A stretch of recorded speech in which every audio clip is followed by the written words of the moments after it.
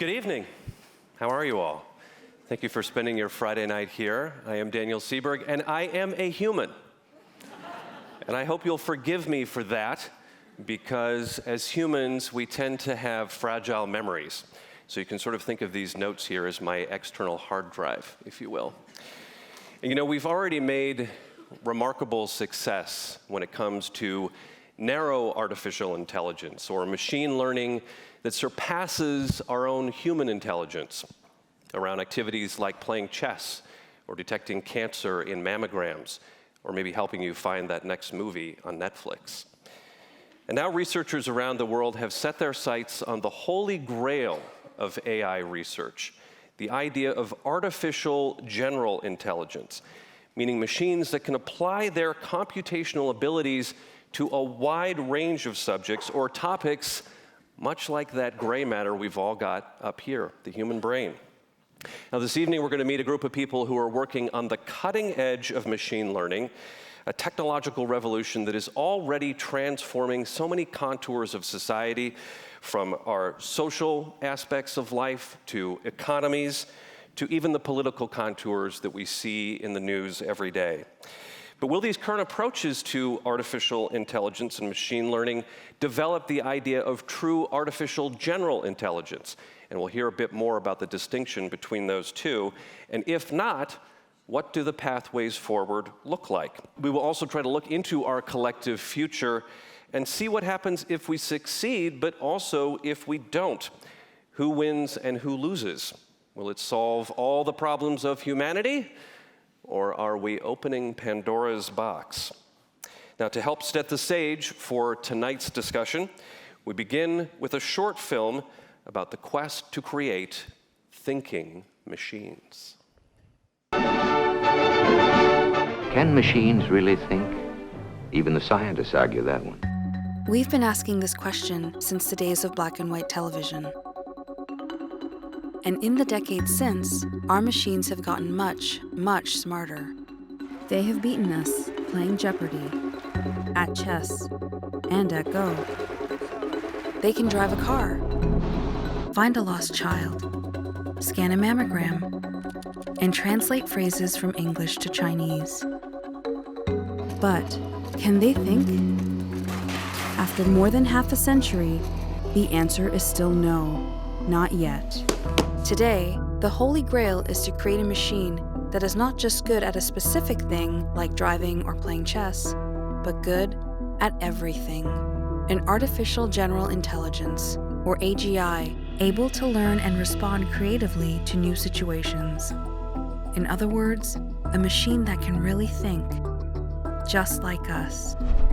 While many are enthusiastic about the possibilities, AI is one of the most important things humanity is working on. It's more profound than, electricity or fire. Other voices call for caution. Alongside the benefits, AI will also bring dangers, like powerful autonomous weapons, or new ways for the few to oppress the many.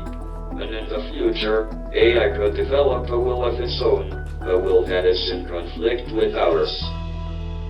In short, the rise of powerful AI will be either the best or the worst thing ever to happen to humanity.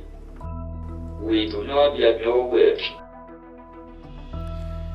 Tonight, our first guest was the youngest world chess champion and the highest-ranked chess player in the world for nearly 20 years. I did just beat him backstage, but I shouldn't say that. No, just kidding, of course. His most recent book, Deep Thinking, Where Machine Intelligence Ends and Human Creativity Begins, is a meditation on the growth and development of artificial intelligence. Please join me in welcoming Garry Kasparov to the World Science Festival.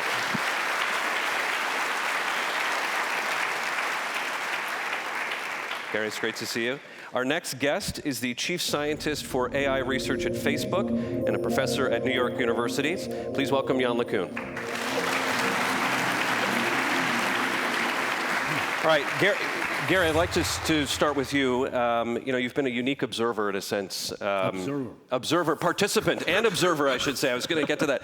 In the rapidly unfolding history of artificial intelligence. And I think maybe if we can begin by talking about AlphaZero. And for people who aren't familiar here, what AlphaZero is exactly and how it was able to, in a sense, teach itself how to play chess? Is that a fair way to look at it? But just before we move to AlphaZero, so I should say something about Deep Blue, because it was not a dawn of artificial intelligence as presented. I mean, Deep Blue was as intelligent as your alarm clock.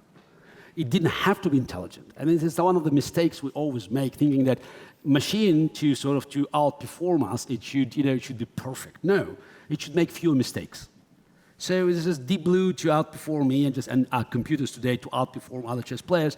They don't have to be perfect. So it's not to outthink us. They do it in different fashion. But going back to Claude channel classification, it was still brute force machine. Right, and that was 20 years ago with 20 years Deep ago. Blue. Now, AlphaZero it's a new not just new page, it's a new chapter, because while Deep Blue, as every other computer, even just to look at IBM's Watson, for instance, they all do optimization of human-generated knowledge.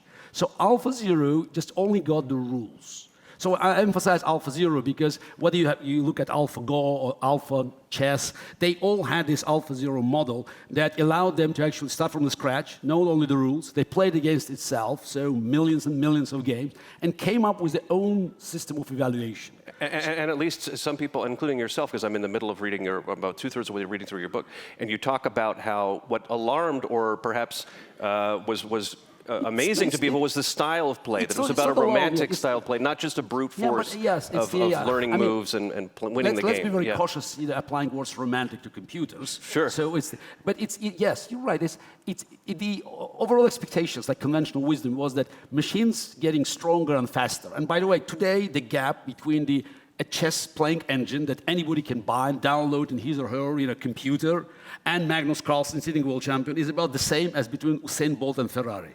Okay. So there's no competition. So this is again, not because machines know everything, not because they solve the game of chess, it's impossible. The number of legal moves in the game of chess, according to Claude Channel himself, is 10 to the 46 power. But again, they make fewer mistakes. So, but AlphaZero, it's created its own system of evaluation because it played 60 million games over 4.5 hours. And was able to beat Stockfish, which for a lot of people was considered one of the best chess-playing engines. Yeah, it's still many questions about a competition. Obviously, Stockfish could be empowered with a better hardware, but at the end of the day, the difference between AlphaZero and all other chess-playing engines is that AlphaZero learned it on its own. And what we found out so the games are not getting duller because when machines face each other, so the game's normally longer than human games. Average the duration of human game, 45 to 50 moves. Machines, 75 to 80, even more, because they don't make mistakes. Now, AlphaZero played very aggressive chess. And what was that like to watch, by the way? I mean, it's funny because I always want to say, it sacrificed the material. Again, it's a wrong word. Machines doesn't sacrifice anything. Machine knows the odds. If it sacrifices material, it sees other things that it can gain, as a compensation. And it's amazing to see that AlphaZero was always, it's the one move, it's this 1 and 1.5 moves ahead of Stockfish evaluating the position. And it actually showed us that it could be, it's a different correlations between material, time, and quality. So typically machines, they try to concentrate on material, but AlphaZero did it, in a very different fashion, romantic fashion, which made me very happy because, that reminded me of my own style. Sure. Hard to imagine a computer having a heart, but it's machines actually have very distinct style. Even if you go 20 years, in the 90s. So it's not Deep Blue, but look at the machines that had history, because Deep Blue played only 12 games. Actually, first 6 games in Philadelphia against me, and then a new version 6 games against me in New York, and then it disappeared. So it's now, for those who want to find it, I can tell you it's making sushi in JFK Airport in Terminal 5 now. Yes, it's the But if you look at other computers, so they had a very specific style based on. Do you recognize this guy?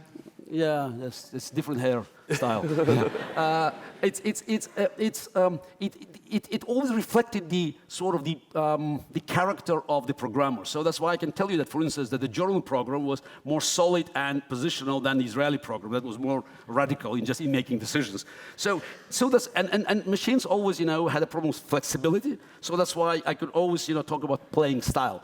AlphaZero playing style is unique, and it helps us actually to learn more about patterns. We thought we knew everything about chess, but now I look at the AlphaZero games, I say, wow, so this is something else I can learn about. Sure, so AlphaZero, and for folks who've maybe been following along, AlphaGo, which was a significant accomplishment that also happened relatively recently in terms of AlphaGo's AlphaGo was a program that was designed to beat Go players. Yes. And then what they did, they created AlphaGo 0 facing AlphaGo, and it was the score was 100-0.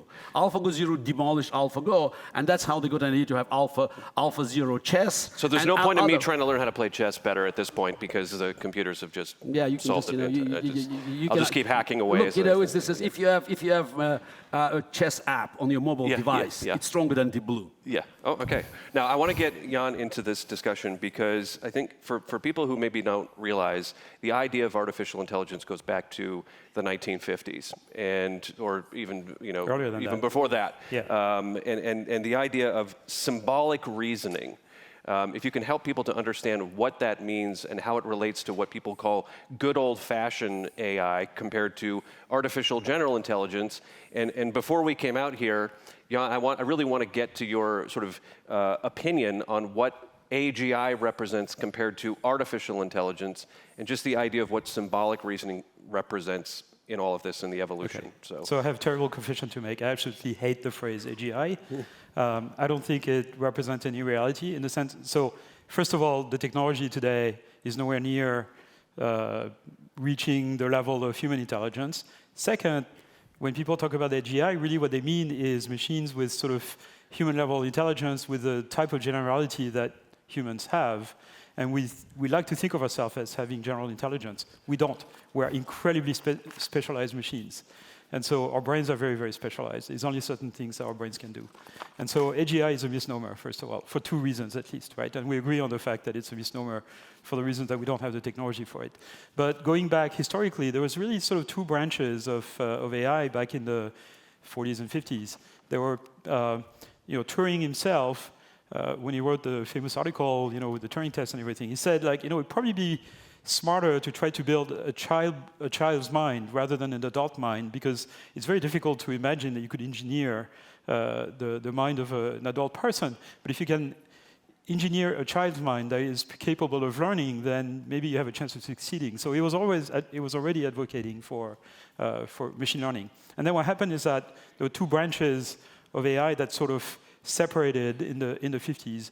One branch that attempted to reproduce sort of the high-level brain functions of logical reasoning, symbolic reasoning, things like this, proving mathematical theorems, solving problems like chess and things like that, right? Things that require a lot of human intelligence.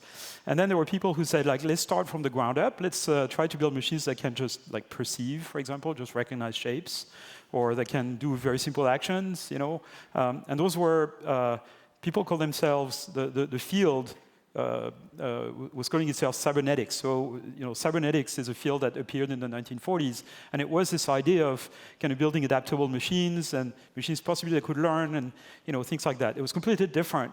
It was sort of, trying to reproduce an earthworm rather than a chess player, than Garry Kasparov, right? So, and so those branches sort of were separate. There was the branch that attempted to kind of reproduce brain functions, learning, started with famous work in the 1950s at Cornell called the perceptron. This was kind of a physical machine. It wasn't a program on a computer. It was actually a sort of electronic circuit. And it was the first system that was capable of learning to recognize kind of simple shapes, if you want. It was very limited. And so after 10 years, books were written that basically killed the whole effort, that showed there's no way you can reach, you can sort of make progress towards intelligence with this kind of technique. And then at the same time, the symbolists kind of, kept working on it and were making progress. And so there was sort of alternated winters of those various trends, if you want, in AI. And I think you talked about, too, how it sort of fell out of favor at a certain point, or there was either some amount of skepticism, or people just weren't that interested in it, or the factors necessary for it to work weren't there. Because brute force brought better results. That's when you look at the bottom line. So the brute force was far more effective. Well, for certain problems, certainly for chess it was. Certainly for other things like, we take it for granted now that we can ask our smartphones or GPS to plan a route from one point to another. This used to be, the question of how you solve this used to be part of AI. It's not anymore. It's just an algorithm that you learn in second years of computer science. And is it fair to say that the amount of data that's available, the interconnectedness that we now have, the processing speed of computers, all this has helped? This has nothing with data, nothing to do with data. It's only fast computers, better software technology, better search techniques, things like this, better algorithms, right? And then the other branch is the branch that sort of attempted to continue the sort of machine learning approach, the sort of emulating the brain, sort of simulating neurons and things like this. So that completely died between the late 60s and the mid 80s, roughly, early 80s. And then they sort of revived in the early 80s. That became known as neural networks, artificial neural networks. And then it died again in the 90s. And I think we have video of you in the early 90s working on deep learning. Deep learning, yeah. And so it's a particular model. This is a younger version of myself. Hairs are pretty similar here. This is my phone number at Bell Labs in Homedale, New Jersey. It doesn't work anymore. This is from 1990, 1991. So I hit a key, and there's a camera that looks down, takes a picture of the scenes. Explain teenagers what it is, because they don't understand this. What is this bulky thing? It's called monitor. It's a monitor. There's a 386 PC behind it with a special board that runs neural nets fast. So this was a demonstration of an invention I made with my colleagues at Bell Labs, and when I started before, called convolutional networks. Those convolutional networks are a particular way of connecting the neurons in a neural net. And this is the techniques that's used in this demo, but it's used today for self-driving cars, for medical image analysis. You talked about tumor detection. That's what people use. That's what AlphaGo uses to look at the Go board or the chessboard. It's used in a convolutional net, and it's trained using particular techniques for that. So it's used for a lot of different things. And it took 30 years for people to basically kind of figure out that you could use it for all those things. But again, we have to appreciate that, just today, each of us carrying in our pockets or purses 1,000 great supercomputers. So that's right. That's what, in 1976, 77, it was one of the tech miracles. Today, thousands literally in our pocket. And we talk to your phone and your voice is being recognized. The system that recognizes your voice is a convolutional net, whether it's Apple or Android or whatever. Your photos are being ordered, classified. You can look for different people in your pictures. You can organize your photo collections. It's because there is a convolutional net that has recognized your photos. Can we talk more about some of the examples then on deep learning? You mentioned you were just touching on some of them, but around I think we have some examples of what that looks like in terms of how that's being applied. The idea of deep learning. Yeah. So the way those systems work is that they're not entirely programmed to do something. They're trained. What we're looking at here is various applications that people have published in the past. So things like you can train one of those convolutional nets to look at the screen of an Atari game, and it can train itself to learn Atari. So this is very similar to the AlphaGo. In fact, it's done by the same people, AlphaGo 0 and AlphaGo. You can train a network. It can train itself, essentially, just by playing to get good at it. It takes a long time, though. It takes about 100 hours of training for a machine to learn to play Atari games to the level that a human can reach in about 15 minutes of training. So it's not very efficient. But it works really well in the end. It can be used for self-driving cars. You train the system to basically figure out if what region in the image are obstacles, or other cars, or pedestrians, or which ones are the road. Here it's indicated in green. You can train it to detect tumors on skin or in medical images. This is a very hot topic right now in medical imaging, how you use those techniques for that. So, and the way you train all those things is through what's called supervised learning. So you want to train a machine to distinguish images of cars and airplanes. You show it millions of examples of cars and airplanes, and every time you show it a picture of a car, if it doesn't say car, you say, you got it wrong, address yourself, and it adjusts its internal parameters so that the output gets closer to the one you want. And if the machine is powerful enough, at the end, it will not only recognize all the cars and airplanes that you train it on, but also other cars on the airplane it's never seen before That's kind of a bit of the magic. So so the idea of training the computer is something that has sort of been around now for a little while. I wonder sometimes... Since the 50s, yeah. 50s. In the way that artificial intelligence or AGI someday starts to train us better, is that in a philosophical sense where we're headed? That we could become somehow better humans because we're now being trained to perhaps perform a certain way, or it learns more than we can, and so... Is that a scary way to think about this? It's a bit of a pipe dream. I mean, it's true for Go. It's true for Go and chess, right? I mean, people have become much better at players. chess. Exactly. Yeah. Since machines have. But it's chess, Go, Dota, StarCraft, Texas Hold'em poker, all closed systems. Anything that we know how to do well, machines will do better. But they're still specialized. I mean, I don't know. I could be dead wrong, but AGI is fake news. Just following this as the modern language. So it's not happening tomorrow. It's That's not the happening tweet that everybody's tomorrow. sending out right now. I'm telling people it's AI. And by the way, I strongly prefer augmented intelligence to artificial intelligence for a number of reasons. One, it's a better reflection of human-machine collaboration, and second, it sounds friendlier. Because artificial it's a problem because people think about Terminators and about Matrix. And AI is not a magic wand, but it's not a Terminator. It's not a harbinger of utopia and dystopia. It's technology. So and it's specialized, and I don't see how the machines can actually now start operating in open-ended space. So it's still humans' responsibility to create a closed system, the map where machines, will operate, and they will prevail. So I think that's the future of human-machine collaboration. We will have to make sure that we know how to put machines on target, and machine will do, the job. So there's one way in which I agree with Garry, which is, today. Because we use reinforcement learning or supervised learning to train our machines, they are very, very specialized. They're trained to do one task, and that's the only task they do. If we want them to be more autonomous, to be, have more general intelligence, we have to invent new paradigms of learning. And a lot of people are working on it, but we're not there yet. Like, we don't have the recipe. So in that sense, AGI is fake news, in the sense that we're nowhere near reaching it. But I'm very optimistic that we will in the next few decades. Okay, a few decades, but it's not tomorrow. No, fine. It's not in 5 years. Do we agree that when we talk about the public perception and reality, so public things were at Windows 10 and we're really at the beginning of MS-DOS. pretty close. Yeah. Okay. Do you feel like Hollywood has helped or hurt any of the public's perception in all of this? Both. I think it's more negative because just people always talk about it in religious terms. It's like, oh, you mentioned on the stage opening Pandora box, gates of hell, or it's a salvation and it paves the road to paradise. No, it's just it's a technology. So, and by the way, it cannot be evil. Evil AI is nonsense because technology is agnostic. Humans still have monopoly for evil, and we should worry not about it.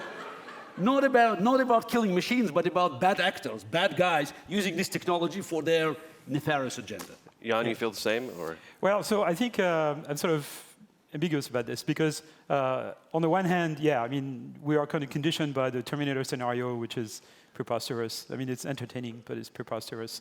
Good. Or Ex Machina is another example. Beautiful movie, but they get absolutely everything wrong in that movie in terms of technology. Like everything. It's so fun to watch, though. And it's fun to watch, and it's a beautiful movie. Don't forget, it's a movie. It's a movie, right? It's a virtual reality. And the main thing they get wrong, I mean, there's many things they get wrong, but the main thing they get wrong is the sort of the myth of the single genius that will just invent the secret to AI, and then one day we'll have AI and it will take over the world. It's just not going to happen that way, okay?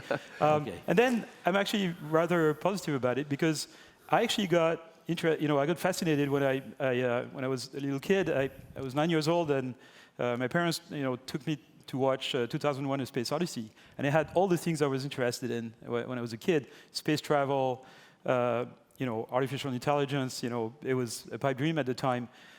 So the possibility that machines would become intelligent, and also the mystery of how human intelligence emerged, which basically the movie has some hypothesis about this, right? And so I thought this movie was amazing, and so it got me partially probably interested in the topic. And you have kind of good depictions of what robots might be in the future, or what role AI might play. I think our future robots would be closer to 3PO than Terminator, certainly. And they should learn how to walk. Yeah, first of all, which they can't really do right now, at least not reliably.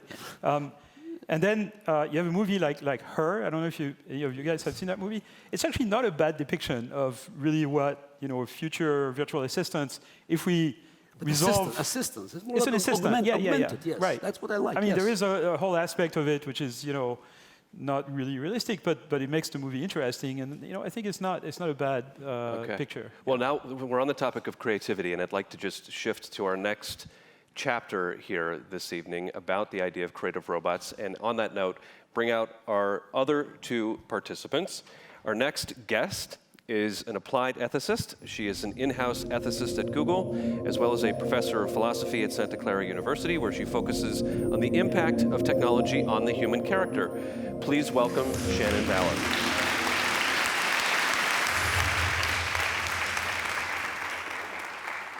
Our next guest is a professor of mechanical engineering at Columbia University, where he directs the Creative Machines Lab. He is a roboticist who is working on training AI to be curious and creative, and perhaps even self-aware. Please welcome Hod Lipson. All right, so I'd like to bring in our two new participants here right away, and Shannon, this question to you. We were just talking about the idea of artificial general intelligence, and we heard that Yann and Garry kind of choke on the words a little bit and don't see it coming anytime soon. What is your take on it, and how far away are we from reaching it today? So I would agree that we don't need to worry about this in the immediate future from all available evidence. Of course, no one can predict the future with 100% certainty, but there aren't signs that we're on the cusp of this kind of breakthrough. I won't deny it as a physical possibility, right? I'm not going to say there is absolutely no way that such a thing could be created. But what I'm really interested in is the question of what we mean when we say artificial general intelligence. And Yann and Garry have talked about this a little bit. The term itself, I think, can be misleading in the way it's used. People talk about artificial general intelligence as if we know already what that is and what that will look like, and we're just sort of waiting to discover it or create it. Intelligence, even in humans, is not a well-defined concept. Different cultures define different capacities as intelligence in different ways and prioritize different cognitive and emotional and moral capacities as intelligence in different ways. So intelligence in humans isn't like a natural kind like water or a quality like heat that's defined by nature and we either have it or we don't. It's largely a socially constructed concept that's built out of the real natural capacities that we have, but there are many of them that factor into our intelligence. So what that means is when we talk about artificial intelligence and artificial general intelligence that would be human-like, we have to be more specific. What capacities of human intelligence are we recognizing here? What kinds of human intelligence are we valuing so much that we want to reproduce them in a machine?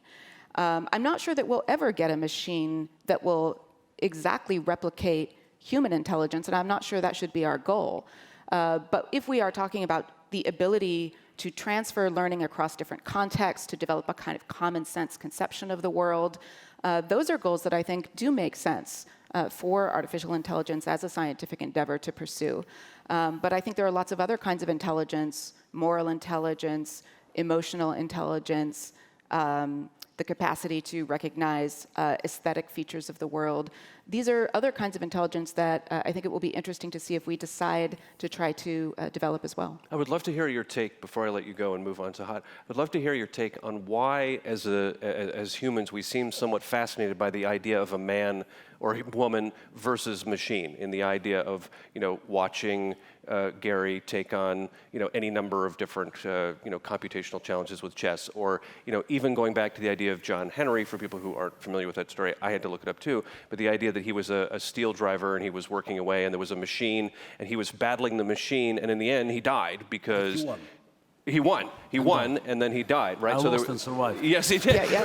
He won, and then that was it. But in the way that we're all sort of obsessed with this idea of pitting humans against machines, I just wonder why you think that is, and if we're afraid of the idea of them overtaking us, right? John Henry won, and he died, which wasn't a great ending to the story, but at least he didn't lose, right? And I think when people watched, I know when I watched Garry, lose, and the idea, people were like, right? This moment of like, oh no, what does that mean? Same with AlphaGo. Sorry, it's a long-winded question.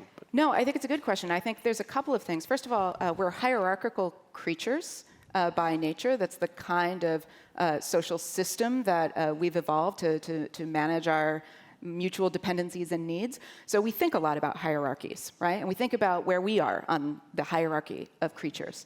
And for a very long time, humans assumed that above us could only be angels or gods. But in the material universe, there was just us, right? And then we began to ask questions about, for example, forms of higher animal intelligence, non-human animals that might have intellectual capacities of their own. So that's been fascinating to people for as long as we've been able to understand that possibility. The possibility of intelligences from other parts of the universe, right, has long been something that we've contemplated. And if they arrived, would they overtake us? Would they outcompete us? Where would they be on our hierarchy? And so I think the story of artificial intelligence just fits into this long-standing fascination that we have with our own position in the world. And we've long seen our intelligence as the thing that gives us that hierarchical status, power, entitlement. And I think the idea of a machine that could have those capacities seems both attractive and potentially threatening. And I think this may be a great opportunity to bring you in, Had, here, and to talk about the research that you're doing around self-aware robots. And we do have some video to show people the idea of what self-aware robots are doing and what they're capable of. If you could just talk a little bit about it and what we're seeing here. Yeah, so this is actually work done by my student Rob Kwiatkowski. You can see here a robot there that's learning to model itself. And it's a very simple robotic arm, but it's created an image of itself. If you rewind the video and start it over, you'll see that at the beginning that shadowy vision it has of itself is completely wrong. It has no clue where it is. It's completely all over the place. And after about a day, it figures out more or less what it is, that it's a robotic arm, that it can move in this way and that way. And it looks very trivial, but I think that in the grand scheme of things, we humans have an image of ourselves. We can imagine ourselves in the future. We can imagine ourselves doing things in the short term, in the long term. From that, we derive emotions and so forth. So it's a very sort of concrete way of thinking about self-awareness. And this is, of course, a very primitive case, but it's on that path to machines that have a sense of self.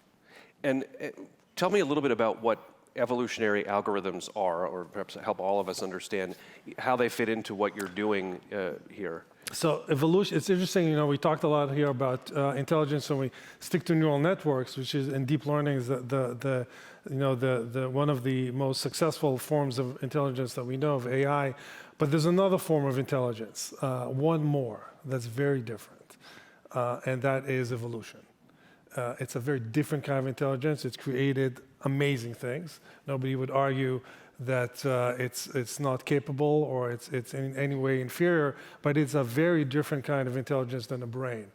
And so I think these are the two forms of natural intelligence that we know of. We know of brains and we know of evolution. And so we try, in the same way we try to explore AI based on neural networks and other models of brains, we also try to create models of intelligence based on evolution. And that's a different kind of intelligence. In a way, it's more synthetic. It generates things. It explores more outside the box. It's perhaps less efficient, but it maybe thinks more broadly. I don't know. It's sort of a different metaphor for intelligence, and that's the other kind of, another branch of AI, if you like.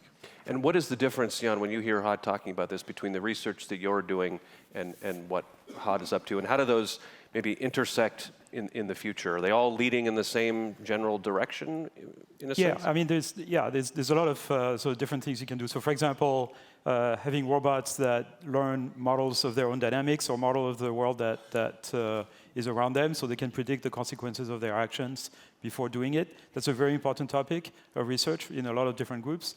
I work on this myself. A lot of people who work on self-driving cars, robotics, There's a group at Berkeley that does a lot of work on this idea that robots should kind of learn models of themselves to be able to sort of learn to act, like grasping objects or navigating. There's a lot of research on that topic also at Facebook. There's a group in Menlo Park in California. So yeah, it's, in my opinion, one of the most interesting areas of AI research today, learning models of the world for AI systems, because I think in succeeding in doing this, it would be a step towards a kind of learning that is more like the kind of learning that humans and animals do, which would be different from pure reinforcement learning or supervised learning that I talked about before. It's the kind of learning that's sort of self-supervised, if you want, where a machine learns to construct model of the worlds by just observing the world or by trying things. So that's certainly important. Now, the difference between things like neural nets or more traditional machine learning on one hand, and then evolutionary algorithms on the other hand, they're both techniques for learning, and all of the techniques that people have come up with that work for learning work by basically optimizing some objective, right? So for supervised learning to recognize speech, for example, you minimize the error between the answer of the machine and the answer you want, the correct answer. Same for translation, same for image recognition, same for playing chess. The machine kind of reinforces the strategy that leads to victory and sort of de-emphasizes the one that leads to failures. And you have to use evolutionary strategies when this objective is not a smooth surface, right? So imagine you are in a you're blind and you are somewhere lost in a mountain and you want to get back to the village. So one thing you can do is with your feet you can sense the slope of the mountain and you can sort of direct yourself towards the village by sort of keep going down. Hopefully the mountain is smooth, right? But sometimes the mountain is just a series of plateaus and steps. And there, the information about where your feet are oriented is not going to tell you where the village is. You have to take a step and then stumble, there's a cliff somewhere that you're going to fall into and you realize you went downhill. And so evolutionary algorithms solve problems of the second type. Neural nets and more classical machine learning solve problems of the first type, where you know which way is down, essentially. Garry, you want to jump in here? I think we're going around this question. So whether the learning process can exist separately from moving parts, because it's a kind of Moravec paradox. Machines are very good at what humans are not, and other way around. So even if you look at the Boston Dynamics videos, it's quite primitive. So you put all these beautiful robots it's a new environment, and they'll stumble.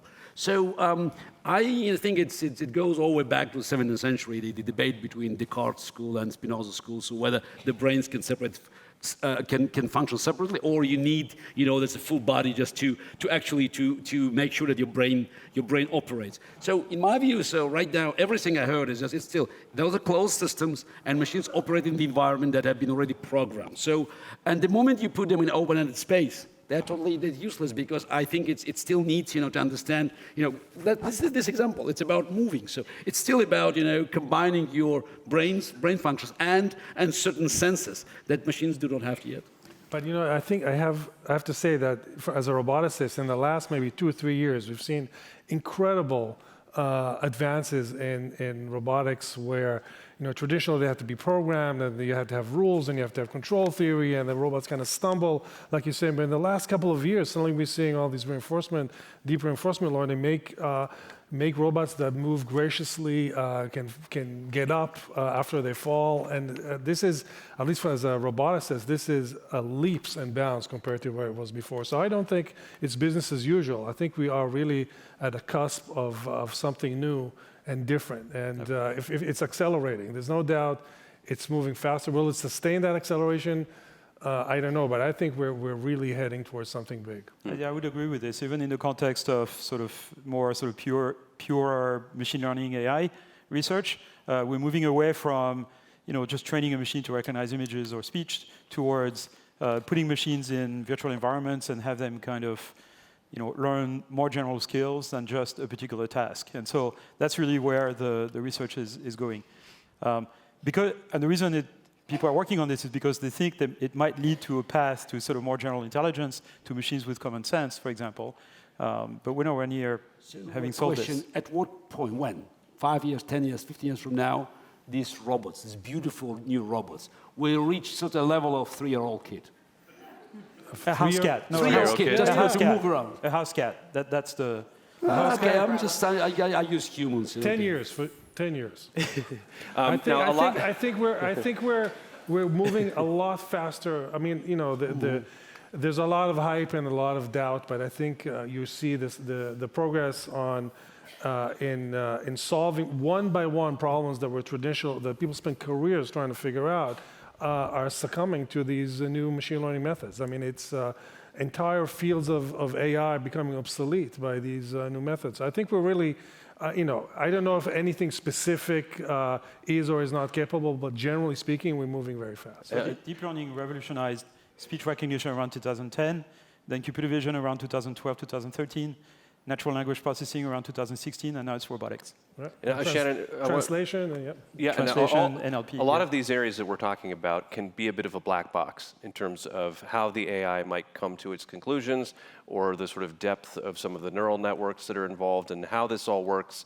And for a lot of people who work in science in some capacity, the idea of transparency is key to any sort of progress that's being made here. How much do you, I'm just want to give this question to Shannon first as an ethicist to think about, how much are you concerned by the idea that some of this is described as a black box and that people either don't understand it, can't understand it, that it's perhaps not working the way we all imagine it might? How much of that do you think about? Well, there's scientific reasons to treat this as a problem, and then there's moral and political reasons to treat it as a problem, right? So, and there's different kinds of black boxes or different kinds of opacity, right? You might not understand the system because there's something intrinsically opaque about its workings that you haven't figured out how to reverse engineer. But it might be opaque because it's proprietary, because it's owned by someone who's not letting you see what you need to see to understand what it's doing. Or it might be a case where there are educational obstacles to people having the frameworks necessary to really understand what's happening. But when it comes down to the impact that these things are likely to have and are already having on institutional systems like healthcare, education, criminal justice, we have to be able to understand what kind of power we're using and what kinds of risks we're exposing to people, as well as the possible benefits that we're offering them. And if you have a system that has a certain confidence level or a certain error rate that presupposes that there will be some failures, it's reasonable for those people to ask, well, why did it fail for me? And what can I do about it? And if the system can't give you an answer, and if the developers of the system can't give you a satisfactory answer, or an answer that would allow you to appeal that decision, that's a serious ethical and political problem. Now we have an example that may play into this a little bit, the Coast Runners game. So the idea that it was designed, or the purpose of the game is to win the race. We've got video of the game here. Yeah. But when the AI was tasked with playing it, talk to us about what ended up happening, sort of unintended consequences. So this is actually a phenomenon that isn't actually hard to understand. We know why it's doing this. But it was one of those examples of things where we might not always anticipate the behavior of the system in advance. So this is a system that's playing a boat racing video game. And in order to tell an AI system what to do, you have to give it a reward function. You have to tell it what it is that you want it to accomplish in some way. And so it doesn't understand words like win the game or excel at the game. So you have to give it some mathematical description that you think correlates with that outcome. So here, what you might do is create a proxy for doing well at the game, and that proxy would be scoring a lot of points, right? So you tell the system, look, score as many points as possible, and then you let it learn how to do so that those in the game. green boxes there are the points. So what's happening that here yeah. is that there are these little waypoints along the game, as there are in many games, where you can pick up extra points, right? You can kind of turbocharge your score. And here it's by blowing up these little pontoon things, which repopulate as soon as you pass them, so that the next player or you on the next lap can come back and get them again. The problem is the machine figured out that instead of continuing the course, it could just keep going around and blowing up these pontoons, and by doing so, it could score points at a faster rate than the system could by continuing to play the game, right? But the point is, what if something like this were happening in the real world, right? What if you let a self-driving car out and gave it the wrong reward function for driving safely down the road? This is where I hear the audience really going, well, yeah, right? Everybody's leaning in, it going, makes it concrete, yeah. right? But humans find loopholes and things all the exactly. time. So this is not new. This is not new. But one of the things about AI that is new is the scale at which it can have these impacts. And the speed and power with which it can deliver them. So we've already developed a lot of strategies to compensate for human reward hacking. This is what we call this. We already have a lot of social intelligence about how to deal with humans who try to exploit a system in the wrong way. What we don't yet have are the systems in place, the regulatory systems or the moral systems, to insulate ourselves from machines that are exploiting systems, not because they are choosing to freely, not because they're malicious, but because we've given them misaligned instructions or incentives. I think I saw something about it. Go ahead. Let me be a bit of a contrarian here. There's nothing wrong with this AI system here. It's a very simple one, by the way. There's something wrong with the design of the game. That's why, and the system found it, okay? And we do this all the time, right? When people exploit loopholes in tax code, for example, that's exactly what people do. And you know, you can't even blame them for it, right? But it's not about the blame. The machine is not doing anything wrong. It's doing exactly what it was told to do. Which is to get more points. Which is to get as many points as possible. Yeah, but the flaw in the design is not in the AI system. It's in the game, right? Well, but I think the thing is, you know, the real world doesn't have design flaws. I mean, it does sometimes, but it does. Sometimes we believe that it does. Tons of design flaws. But so the question is, when you want a system to operate in the real world, and it operates by it trains itself by optimizing an objective function, which, by the way, no real system today is. Okay, this is in the future. Maybe we'll do this. Game systems do this. In the real world, those algorithms don't work because they take too long. But if you know the kind of algorithms that's used to train AlphaGo or this kind of stuff, they don't work in the real world yet. So no dangers today for that. But in the future, when we figure out how to get a system to learn to drive a car, we'll need to design a good objective function for it in such a way that it does the right thing. Now, objective functions for humans are not entirely hardwired in our brain. Our objective functions are also trained. When we're little, we're taught about the difference between good and evils and how to behave in society, and there are certain things we shouldn't do. We can do the same with computers. We can train them. We can train their objective function, not just hardwire it. And so the problem is that it's very difficult to hardwire an objective function to figure out how to do it, but training a machine is actually a lot easier. And you can use another AI to check on the first AI. I think I mean, if you think about parents teaching children, that's this sort of intelligence looking after another intelligence. And so this designing rules, hitting enter, and hoping that it's work. I think it's hopeless. We really have to think about the ecosystems of AI. The other contrarian position is that those are not black boxes. We know exactly how they work. We can inspect every single variable in it. Everything is completely clear. Now, the thing is that those neural networks may have millions of simulated neurons, billions of connections, and of course it's going to be complicated what they do, because that's the nature of the problem we're trying to get them to solve. And so the same way you don't understand the brain of your taxi driver, that you may have taken a taxi to come here, you didn't understand the brain of your taxi driver, but you kind of trust that taxi driver to do the right thing most of the time. I want to keep this energy going. I just wonder if this is a moment. Shannon, go ahead. Let me just jump in real quick, because I think one of the things that is coming out here is that it's not about the blame of the system. It's about the potential harms that it can do and what kinds of guardrails you have in order to insulate people from these harms. So whether it's an AI that's built to check on the performance of another AI, or whether it's human systems that are built to be resilient to AI failures, these or AI surprises, if you don't want to use the word failures, right? Since they tend to just do what we told them. But you need those kinds of resilience in your society, because there's no way that the first time we train these systems and let them out in the wild, they're going to immediately perform to our expectations. There is going to be a lot of learning in the world, just like you see a lot of self-driving cars learning in the world, and sometimes with deadly consequences. And on that note, I would love to just pivot into self-supervised learning, if we can, Yann, because there's some video we've got that I think will be a crowd pleaser. And if you could just talk us through how that relates to the idea of self-supervised learning and the value of that in the progress of AI. Right, so the way, there's a big mystery, which is that most of us, humans, can learn to drive a car in about 20 or 30 hours of training without causing mostly any accident. And it's because we have a model of the world. This little guy here that you see on the screen, he's a baby orangutan, and he's being shown a magic trick. There was an object in the cup, and then the guy removed the object, so the cup is empty, but this little guy didn't realize it, and so...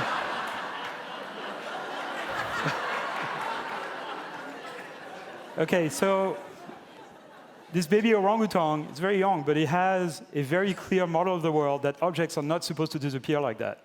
When you put an object in a cup and you open the cup, the object is supposed to be there, right? That's the notion of object permanence. Baby humans learn this in the first 2 months of life. I'm told baby chicken have this from birth, but that's a different story. And so there are a lot of things like this about the world that we learn by observation when we're babies. We learn to distinguish animate objects from inanimate objects. We learn that the world is three-dimensional, that there are objects in front of others. We learn intuitive physics, for example. So we learn that objects are not supposed to float in the air. If they're not supported, they're going to fall. And surprisingly enough, we learn this between the age of 6 months and 9 months. So before 6 months, you show a baby an object that appears to float in the air. They're not surprised at all. You know, that's the way the world works. Fine. After 9 months, you show an object that floats in the air. They go like this. They're really, really surprised. And you can actually measure this quantitatively. And so what it means is that in the meantime, they've learned the notion of gravity. And so the question, the big question I'm asking myself, and I'd like to solve, is how do we kind of come up with new paradigms of machine learning that would allow machine to learn models of the world in the same way by observing the world, right? And I think it's most likely the process by which we accumulate enormous amounts of background knowledge about the world, and that common sense emerges from it. But the sad news is, as Garry was saying, you know, you don't have general intelligence today, you know, because the most intelligent machines we have don't have as much common sense as a house cat, or as a rat even. All right, now and so, yeah, some of the videos that were showed there is the idea that you should train a machine to learn models of the world by basically predicting what's going to happen in the future. And it's really similar to the stuff that Hud was showing of, you know, a robot sort of having a model of its own dynamics. You know, that would be sort of the essential piece to be able to get maybe self-driving cars that learn to drive themselves in 20 hours of training, and not by driving themselves for 1 million hours and killing thousands of pedestrians on the way. Sure. Well, can I say this? Yeah, killing thousands of pedestrians, yes, driverless cars are not safe, but they're much safer than human driving. Eventually so there's they will. about 40,000 people being killed every year in this country, with you know, just in car accidents. I bet you in 20 years there'll be conference room. Our children at ground zero will be talking about us being stupid driving cars. I agree. Because we already had driverless technology, and we didn't want to look at the statistics. Yeah. So as I said in the beginning of this conversation, we should not expect from our machines to be perfect. It's all about them making fewer mistakes. They simply should do things better. That connects to something Shannon was saying, which is that you certainly don't need a machine to be perfect. You need to assess its reliability. We are very, very familiar with testing technology and assessing its reliability, and it doesn't need to be perfect. There's a lot of medical tests that you take that have a high rate of false positives and false negatives. But we still take them. We know how to rely on the information and not completely trust it. And it's the same thing with AI systems. You know, we've been testing airplanes for a century. We've been testing cars. I think the difference is that driverless cars, people feel a lot of intuition. Most people think they drive better than average. Most people have a lot. They're willing to trust you when it comes to medical tests, but when it comes to driving, people feel there's something very sort of innate about that we feel we're good at it. I want to add that one thing we're forgetting when we talk about machines building models of the world is that we're mostly thinking of them anticipating the world as a physical system.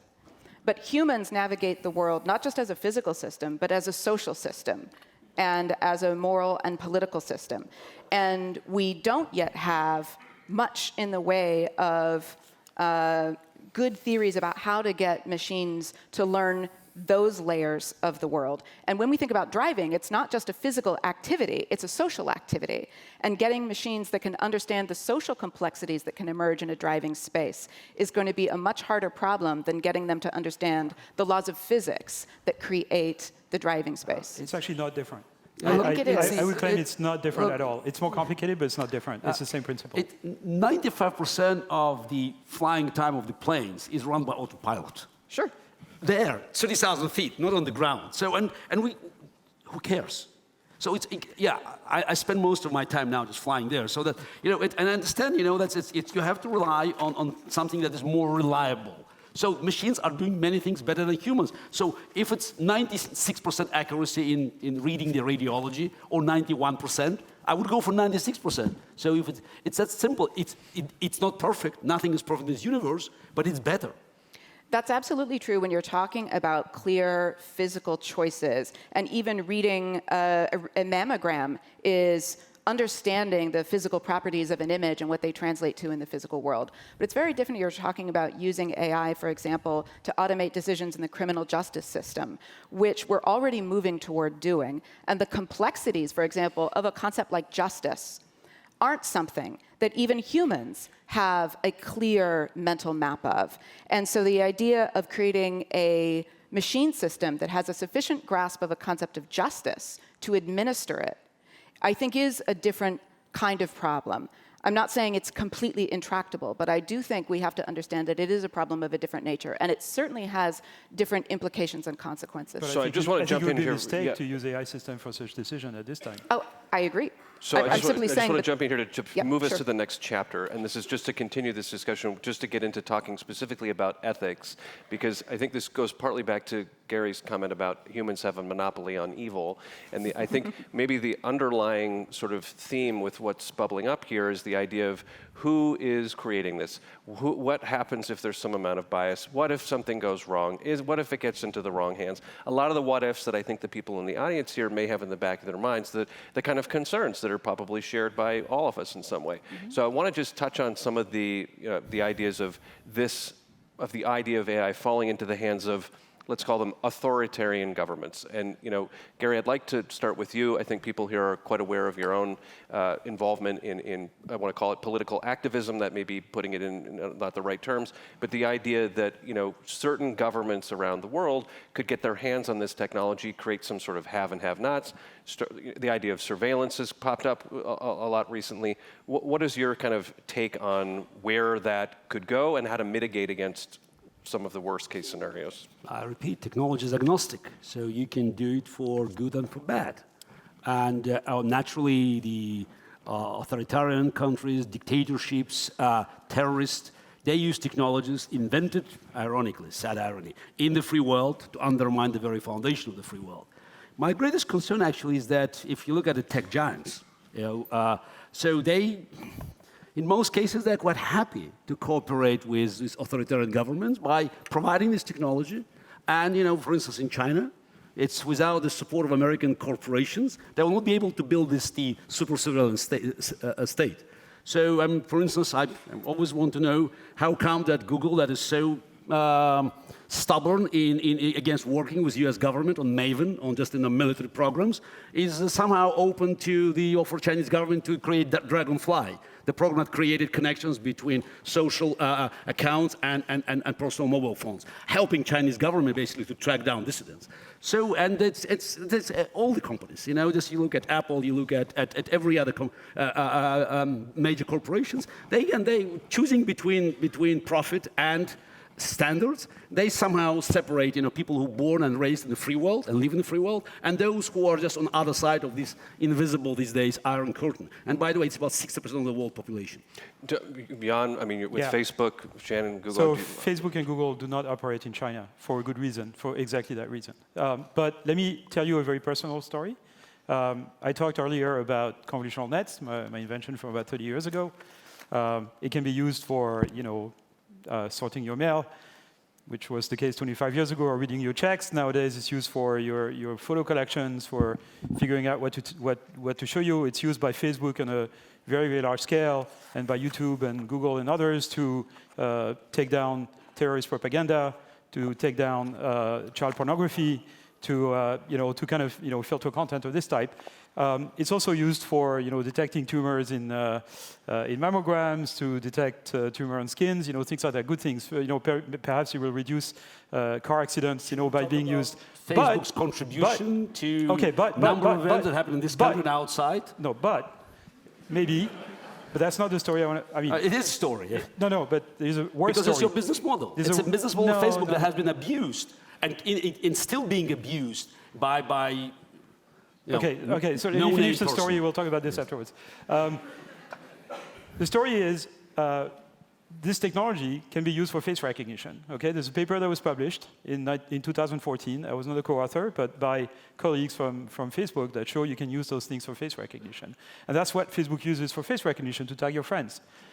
The most successful AI companies in China are face recognition companies, and that technology enhanced by those companies is used to basically spy on people in northwest China, the Muslim populations in northwest China, so that the Chinese government can control the populations. There's cameras everywhere. The Uyghurs. The Uyghurs. Yeah, the Uyghurs. And, there's cameras everywhere. And Cisco played no role in that? No. Not directly, no. I mean, they didn't help. You can read papers from CDPR 2014 and implement those things. You can do this. Your little girl, she's 12-year-old. In a few years, she'll be able to do this in your house on your own computer. So those technologies are available for good things or bad things. The best guarantee that they will be used for good things is the strength of our democratic institutions. But I want to point out that it's not just in China that these tools are being used for surveillance purposes, right? In fact, in the UK, in the United States, in many countries in the world, there is an increasing drift towards surveillance that's enabled by technology, and there's an increasing authoritarian political drift as well. And we're seeing the rise of populism, the rise of authoritarian movements. And are you establishing a causal relationship between the emergence of the technology and those? I am not. So I'm going to explain this. What I'm saying is the technology itself does not have an intrinsically authoritarian character. But how AI tends to function, especially in commercial and political environments, is as a mirror, a magnifier, a multiplier, an accelerant. It tends to drive and be used to drive the potentials that are already emerging in that society. So if you bring AI into a society that's in an authoritarian drift, the opportunistic use of AI will tend to favor and accelerate that authoritarian drift. If you bring AI into a society, hypothetically, that is seeing a democratic drift, it has the potential to enable and strengthen that drift. So one of the things that I think AI presents as a tremendous opportunity is to call us to get our house in order, to call us to clarify the kind of society that we want to live in the long term, to think about the kinds of societies that we can flourish in together over the long term. And I think right now we have a really critical moment. We have a pretty narrow window, I think, to aggressively pursue that kind of long-term thinking and then cultivate the kinds of artificial intelligence that will accelerate and enable those potentials in the future that we want to realize. Unfortunately, right now, that's not, for the most part, what's happening. So everything. So a simple question: is Google still helping Chinese government to develop Dragonfly? Yes or no? Not to my knowledge. Okay. So fine. So I think it's important Yeah. to understand that a lot of these, even the surveillance, can be used to find missing children, can be used to eliminate human trafficking altogether. I mean, there's a lot of. It is a double-edged sword. It's a very powerful technology, but. I think we tend to go towards that 1984 perspective where the government is watching the people, but it's the other way around is also possible. Increasingly, people can watch governments. People can watch each other. It can go in lots of different ways. It can be a very sort of transparent society. Are there ethical safeguards that can be built into this technology, or is that the wrong way to think about it? I think the antidote is transparency. I mean, if everybody's watching everybody, then it's maybe that's the best we can hope for, and it's going to be okay. Everybody watching everybody is reality here in America. But in China or in Russia or in Turkey or in Iran, it's very different. But there's a big difference between data collection here and in the countries that I mentioned. There, it's a matter of life and death for many. Yeah. So, and there's a difference between transparency and power, right? There's a difference in what you can do with that information. Transparency by itself doesn't grant an equality of power. It doesn't grant rights to act on that information and demand justice. There are plenty of countries where corruption is an open non-secret, and yet people are not empowered to do anything about it. So I think it's important that we not treat transparency as a panacea. Aside from the privacy concerns that it raises, it's not a panacea for oppression or injustice. So I feel like we are talking about things that don't have much to do with AI here. We're talking about, the sort of, what kind of political tendencies happen in various countries. But those are the dynamics that will shape what AI becomes. Almost everything that you said could have been said, and probably was said, about the appearance of TV, radio, the printing press, the telephone. All of those technologies have changed the way that we communicate, the way people influence each other, the way governments can have influence or not. For example, these technologies didn't appear. TV was used to control people. It's used still in North Korea to control people. It's used in a lot of countries to control people. If the government controls access to information, sure, it controls people. But these technologies didn't appear at a time when there was a global drift towards authoritarianism. Of course there was. Radio, that's caused, Nazism, basically, right? I mean, it enabled I thought your argument was technology can't cause these things. No, what I'm saying is that this is a problem that we have faced before. It's not a new problem. It's not caused by the AI. I didn't say it was a new problem, but we have our challenges today, which is these are the dynamics of society. AI, when used opportunistically, tends to accelerate the dynamics that exist. So we have to change those dynamics if we want the technology itself to develop in ways that will enable and expand opportunities for human flourishing. It's not going to happen automatically. I agree. Garry? We agree on this, but it's not specific to AI. It's talking about the development of internet. We just missed a moment where what was originally designed as social network all of a sudden became social media. And those are like two opposite things. Social network is just, we are in the driving seat. We control the information. We are part of this process, and we can decide what to do with that. Social media, we're targets.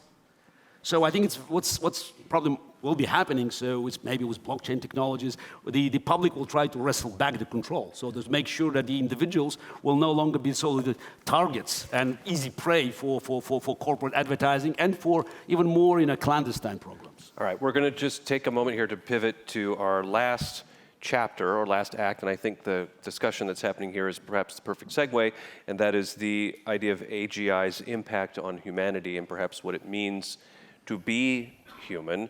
And that is a question that I would pose to the group. Let's just look ahead to some day in the future when the idea of AGI gets a little bit closer. Does it redefine what it means to be human? So I'll jump in and start, and I think one thing that's important is to remember that AGI isn't something that develops without us. It isn't something that we are powerless to shape the future of. If it happens, it will happen through a constellation of human choices that are driven by specific values. So there is, within the space of what's physically possible, many different forms of AGI that could potentially develop. And so we should be asking ourselves, what sort of AGI do we want, if we want it? And what do we want it to do for us, with us? And what sorts of people do we want to be in the future? I think this question of will it change what it means to be human, I think what it means to be human is changing all the time. And I think technologies have co-shaped what humans are throughout our history. We are technological creatures. Technology isn't something alien to what is human. It's part of what it is to be human. So our ability to direct the evolution of technology and how it will then turn around and reshape us is, I think, what we have to become more responsible about, more thoughtful about. So I think AGI can be something that in the future can enable the best capacities of the human animal to flourish, to develop further, and allow some of the capacities of the human animal that right now stand in the way of the long-term sustainability of our planet and our society. We could use AI, not even necessarily AGI, but we could use AI to help us get to that more sustainable human future. I hope that's what we see. But as I was saying earlier, it's not going to be something that happens automatically. Neither the worst-case scenario nor the best-case scenario is written into history yet. We have to make the right choices. Garry, you talk about the idea of centaurs and what it means to have sort of an enhanced human existence. Look, How do you see that evolving? I think AI will make us even more human because we'll have to rely on unique human qualities. First, creativity. Just look at the statistics. So it is the McKinsey report on the U.S. job market 2016. So the working activities that required medium human creativity, 4%. It's a joke. So we don't use our quality. So it's not that machines are getting more human. We are operating more like machines. Yeah. So we just have to go back and just recognize what makes us so unique. And so I think we abandoned so many challenges. So that's, for instance, this year we'll be celebrating the 50th anniversary of the first walk on the moon. So a few people remember that it's also this year. It's a 50th anniversary of the first signal ARPANET. Sent from UCLA to Stanford on October 29, so it was 1969. So, and I think many challenges have been abandoned, like space exploration, because they were too risky. I think AI will help us actually just to start looking for new challenges, because going back to history, as Shannon said, we're technological creatures. So the old machines made us stronger doing physical labor. They made us faster, so capable of circling the globe and just in flying to the moon. So the new machines, the intelligent machines, will make us capable of anything. So we just have to know how to use this phenomenal power and to benefit. And I think what will make us unique is our ability to look for new challenges. So we get bored easily, is what you're saying. Humans are like, well, we need something else. Sometimes, just to tease my audience, I say that go back to the 60s, you look at all talented kids, they wanted to be space engineers. 30 years later, everybody wanted to be a financial engineer for obvious reasons. So my hope is AI will destroy enough jobs in finance to push talent back to space. And Yann, is AGI something? Yes, is AGI something that people will globally suddenly know has come into existence? Is it something that will just suddenly be everywhere? How will it start to permeate our lives? It's not going to be an event. It's going to be progressive. It's not going to be an event. It's not going to cause a technological singularity that some people have talked about. So the fact that there's going to be a hard takeoff of technological progress, certainly AI is going to help with scientific progress, perhaps with things like climate change, with all kinds of health, healthcare and transportation, whatever. So there's going to be continuous progress, but there's not going to be like I don't believe in the sort of singularity effect of the sort of hard takeoff. Simply because any physical process has friction in it that sort of limit the speed at which it can make progress. So, that's just not gonna happen this way. It will transform the way we see ourselves. So certainly when we build, the reason why I got into this business is because I was interested in understanding the mystery of intelligence, whether it's machine intelligence or human intelligence. And the famous physicist Richard Feynman said, you don't really understand something until you build it yourself. And I think it's true also for intelligence. And so as a scientist and an engineer, I think the best way to understanding ourselves is to build a model of ourselves, essentially.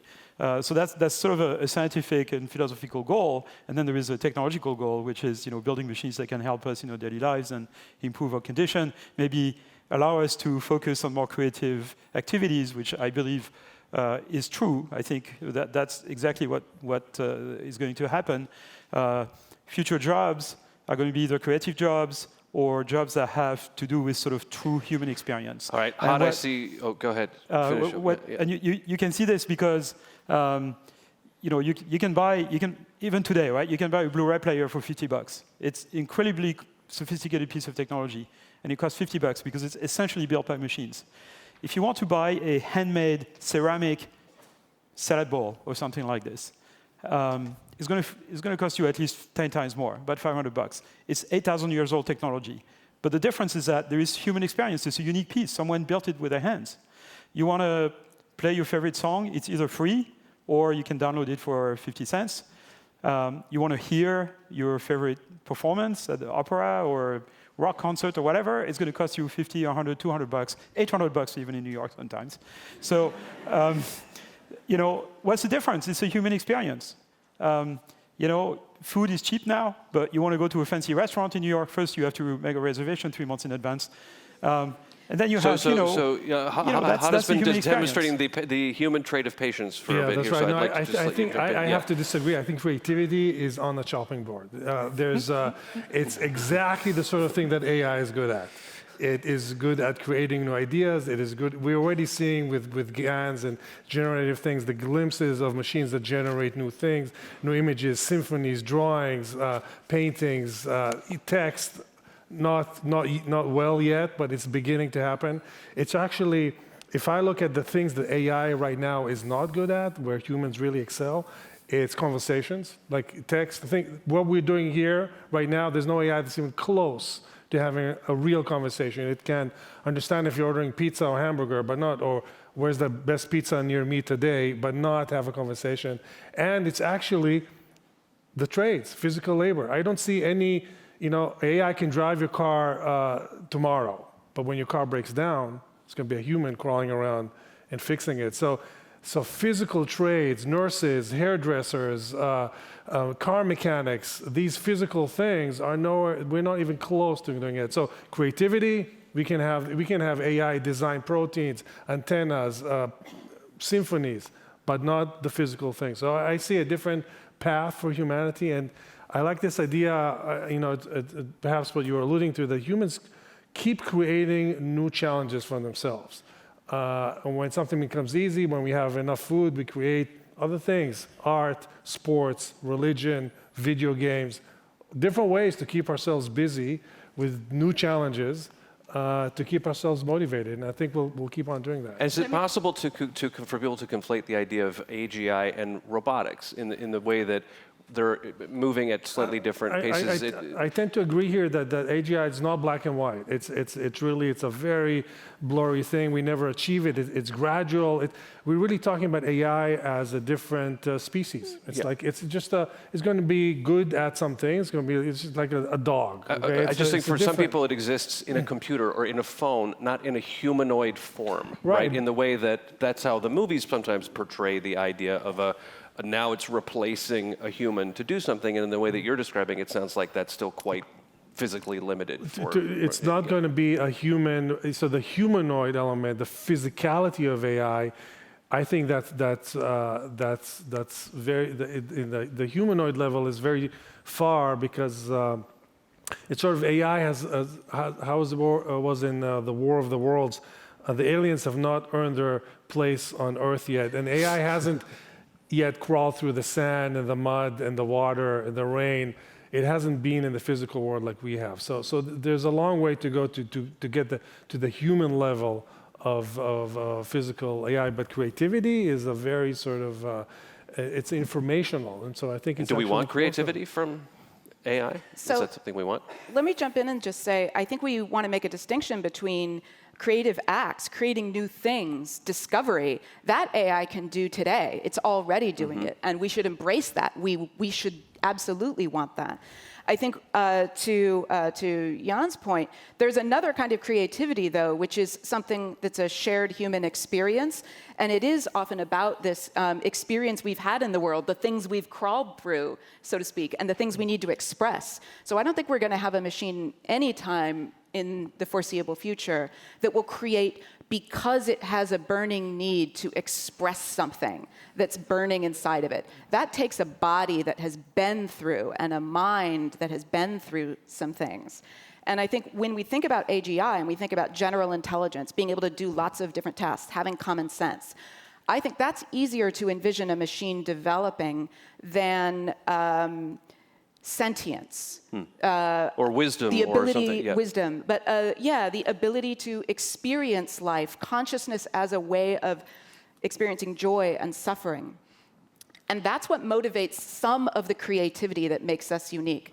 And one of the things I worry about when we talk about machine creativity or when we talk about machines being able to do all these great things for us that make them cheap, but then we recognize the higher value of the more enriched human version of it. The problem is in all the examples you gave, it's the wealthy who can afford the richness of the human experience. And that's what I don't want AI to turn into, is where the wealthy get the value of the full range of human creativity, human care, human love, human responsibility, and everyone else has to deal with a thin machine substitute for that. But it's actually the other way around. If you look, let's say, at this AI that can diagnose cancer, Right. It's actually democratizes that.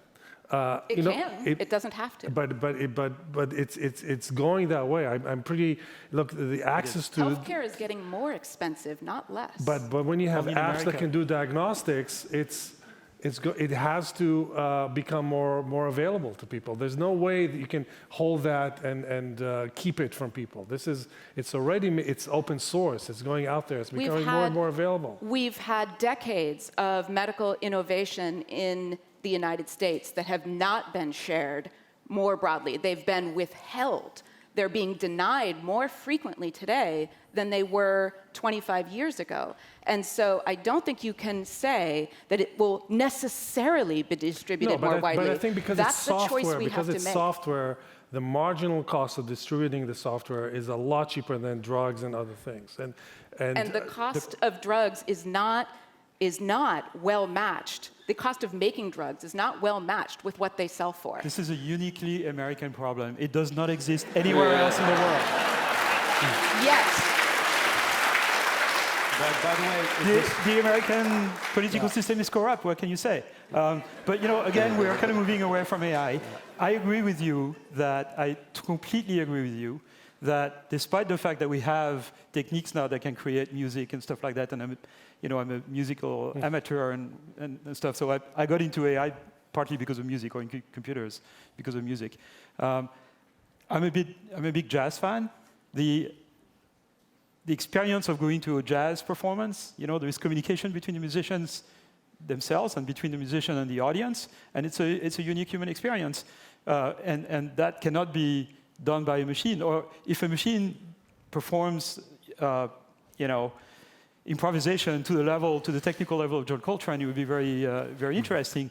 But what emotion is it going to communicate to us? Like what emotion are we going to feel when that happens? Probably not much. Whereas when it's done by a person, it's much more impressive. It's the same difference as we can have a car that drives at 100 kilometers an hour. It doesn't make the fact that when we see someone win a running race, we still feel emotion attached to it.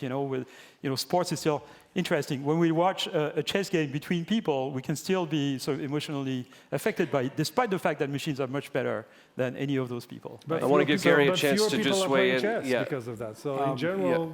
And then we've got a little time left. I think it goes. It brings us back to the definition of creativity, because creativity allows failure. Because creative means you don't know the outcome, so you come up with something new, brand new. So everything you describe is not new; it's somehow mimicking. So it could be some interesting prototypes. I'm sure if machine makes a movie, there will be 10 million people that may like it, but 1 billion may not like it. But in creativity, you don't have a recipe. What is the recipe of success of the great Hollywood movie? Budget? No. With Casablanca, for instance, or 12 Angry Men, they were just shot in 1 or 2 rooms. So I don't think that machines that operate with odds, they can always be creative the way we humans are creative. So that's why I deny the fact that machines could simply follow the human creativity line. And it's probably we should just remember that is in his 1976 book, Computer Power and Human Reason, one of the founding fathers of AI, Joseph Weizenbaum, he talked about the subtle difference between deciding and choosing. And he argued that deciding was computational and choosing is human.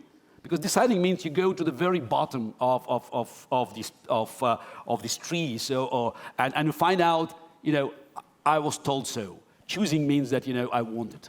So I think there's still this difference. It may be subtle, but it's a fundamental difference between the ways humans approach the problem, being creative, accepting the failure because we don't know what's the outcome, and machines that always trying to excel and they always look for the bottom line. I think we have to realize that this just 20 years ago, the idea that a machine would write a symphony or music that is on par, that is better than what most people, not maybe Mozart, but better than what maybe most people. Tells us something about modern music. No, but it's difficult. The idea that machines can even come close to it was preposterous. But now we're debating the nuances of what it means to be creative. So we've come a long way. I'm not saying that we're there yet, but we have come a very long way in the ability of machines to design things. And when it comes to music, and art, we can argue forever. But the idea that machines can design proteins, can design antennas,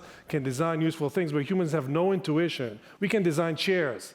And we can design music, but we can't create proteins very well. We have zero intuition about it, and machines can do it. All right, I'm gonna have to be the human calling time here for the sake of everybody getting home. Machines that can design proteins. So this discussion could clearly go on much longer, which is a sign of a robust conversation, and there's been a symphony of ideas that have come up from the stage. We have less than a minute left or so in this discussion. For the people who have been here in the audience tonight, they're going to be heading out the door shortly. If each of you could just give a final takeaway thought that people should have in their mind as they leave about the idea of AGI, and what's the one takeaway? Garry, I'm going to just start with you. I can say that technology, let's just remember that technology is the main reason why so many of us are still alive to complain about technology. Yann? There's people are afraid of the Terminator scenario where computers are going to take over the world. I don't think AI will want to take over the world unless we build that capacity into them. The reason why humans want to dominate other humans is because we are hierarchical, as you explained, and because we are social animals. But take orangutans; they're almost as smart as we are. They're not social animals; they don't want to dominate anybody. So I think it'd be better to build AI systems that are more like orangutans. Nice, Shannon. My final thought is that AGI isn't an existential risk to humanity. The only existential risk to humanity, or the primary ones, are the ones we pose to ourselves. And they're the result of our failure to think and choose the future that we want and that we can live in. And I think AI can be something that can help us enjoy that future, but ultimately it's a human responsibility to design and choose the future that we want technology to help us to get to. And I hope that we live up to that responsibility. I think that human-level AI, whatever you want to call it, is inevitable. I mean, it's on the path. Whether it happens in 10 years or in 100 years, it's a blip in human evolution. It's going to happen, and it's going to be very exciting. All right. On that note, can we have a round of applause for our phenomenal panelists up here on stage?